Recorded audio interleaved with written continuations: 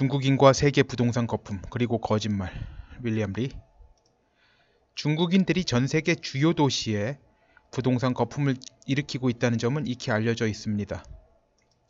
캐나다도 토론토와 밴쿠버를 넘어서 이제는 두 도시의 인근 도시들까지 중국인들에 의한 부동산 가격 상승이 일어나고 있습니다. 토론토 인근 지역의 경우 토론토 다운타운에서 차를 타고 2시간 내지 2시간 반 정도 걸리는 인구 40만 채 안 되는 도시까지 중국인들에 의한 부동산 가격 상승 현상이 일어나고 있습니다. 밴쿠버의 경우 밴쿠버 국제공항이 위치한 리치먼드를 비롯하여 주변부 집값이 꾸준히 오르고 있고 정말 허름하고 좁아서 못 봐주겠는 수준의 집도 5, 6억 원이 넘습니다. 중국인들은 자국 내 부동산 거품을 야기하고 있으며 이 거품을 외국에도 수출하고 있는 셈입니다. 호주의 경우 시드니 같은 경우는 부동산 가격이 예전에 많이 올랐지만 이에 반해 안정적이었던 멜버른의 경우 최근 10년간 부동산 가격이 수직 상승했다고 합니다.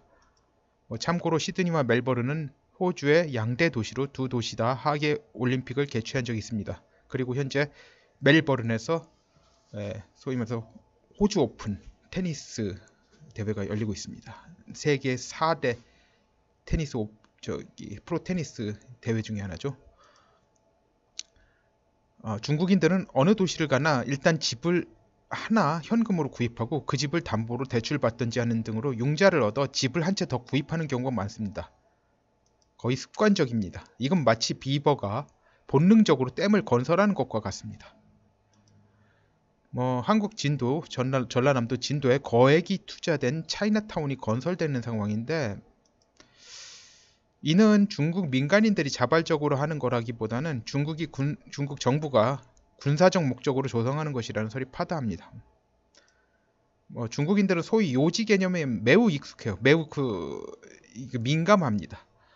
어느 도시나 가보면 차이나타운은 가장 중심지, 그러니까 가장 이제 보통 노른자 땅이라고 하죠. 그런 곳에 있는 게 보통입니다. 진도는 그런 민간적 요지의 개념과 거리가 멉니다. 군사적 목적이라 의심받는 게 이상한 일이 아닙니다. 한국의 경우 박정희 통치 시 외국인의 토지 소유를 제한하고 화교들의 토지 소유를 위한 귀화도 억제하여 화교들이 부동산 수익을 올리지 못한 극히 예외적인 경우가 되었습니다. 박정희의 조치가 아니었으면 현재 프라자 호텔 뒤쪽 지역, 명동의 상당 지역, 이거 엄청난 지역들이죠. 여기에 중국인이 소유인 빌딩들이 서 있을 겁니다. 한국을 떠난 화교들 상당수가 부동산으로 자산을 늘릴 수 없는 상황에 절망해서 그리한 걸로 알려져 있습니다. 이런 점들을 보면 중국인들이 부동산에 집착하는 것은 한국인들보다 앞서 나간 게 분명하죠. 중국 내도 마찬가지라고 합니다. 그래서 아파트를 여러 채 사놓고 입주를 안 해서 유령 도시들이 중국 전역에 약 50군데 정도 된다고 합니다. 중국 대도시 지역엔 빈 호화 아파트들이 넘치고 가난한 중국 청년들은 거주할 곳이 없어 컨테이너에서 간신히 한몸 추스리는 것이 보편화되어 있습니다. 중국인들은 희한한 게 사놓고 비워놓는 집들이 많아요.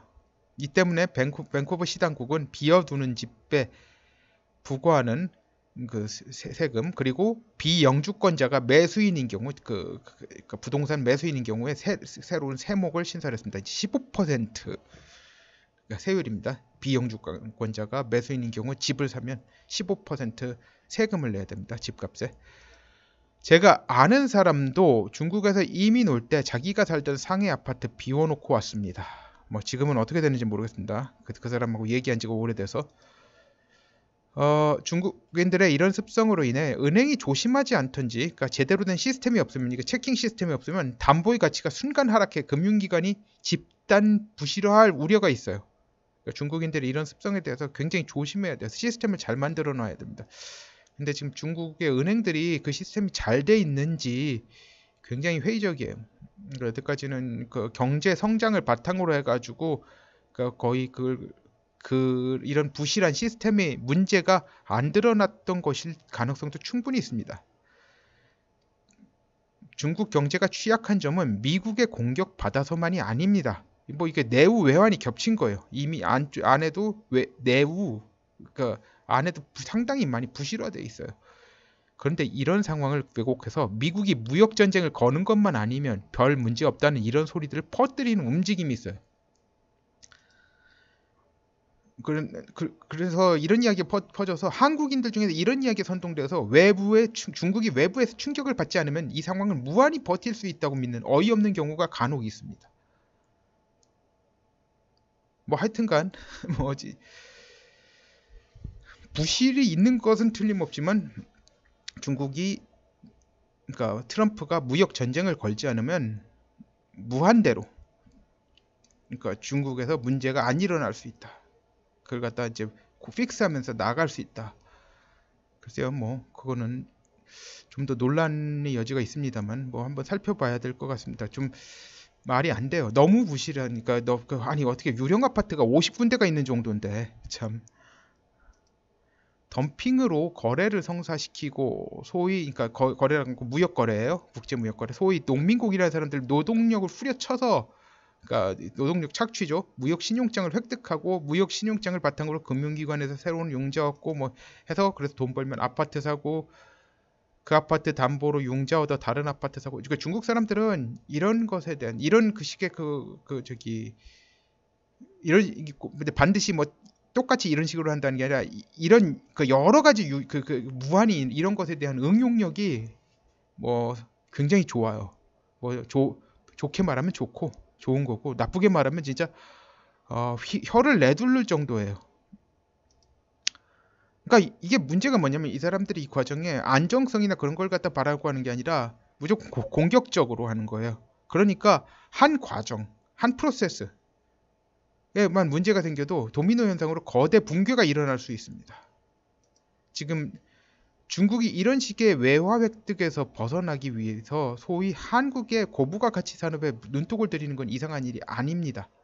그러니까 아까 말하는 그런 식의 농민공 후려쳐가지고 하는 것은 고부가가치 산업이 아니에요. 저부가가치 산업이고 그리고 그런 식으로 농민공 후려쳐가지고 임금 줘가지고 해봤자 농민공들이 중산층들이 못 되니까 그 사람들이 소비하는 계층이 되지를 못해요. 그러니까 문제가 경제 성장이 또 이제 또 지장이 생기고 한계가 생기고요. 그러니까 부자들은 그러니까 부익부가 또 심화되고 그러니까 사회적 불안정성이 커지고 그러니까 어떻게든지 한국의 고부가가치 산업을 갖다 자기네들이 그 역량을 갖다 흡수해서 자기네들이 그 경제 성장의 발판으로 삼으려고 눈독 들이는 건 이상한 일이 아니에요. 절대로. 고부가가치 산업이 정착해야지 농민공들이 저임금 받고 일하는 게 아니라 이 사람들이 이제 서비스업 등으로 무난히 흡수되면서 괜찮은 임금을 받고 거기서 소비를 할 수가 있어요. 그래가지고 경제가 돌아가기가 쉬워져요. 이건 당연한 거예요. 근데 지금 상황은 조그만 경제 불안에도 농민공을 중심으로 한 폭동이 일어나기 쉬운 상황이에요.